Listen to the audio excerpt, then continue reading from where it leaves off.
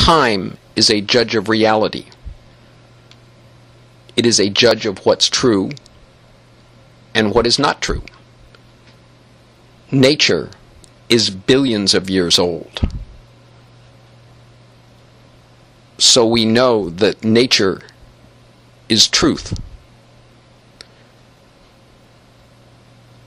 We need to evaluate whether the current political world order and its self-promotional claims represents truth.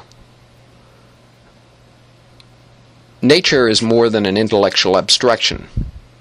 It's a feeling of coming into contact with truth. By putting up these videos,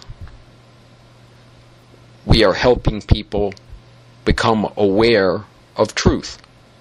And in becoming aware of truth, they can gain a greater perspective in evaluating what's real and what's not in terms of the claims of the current political world order.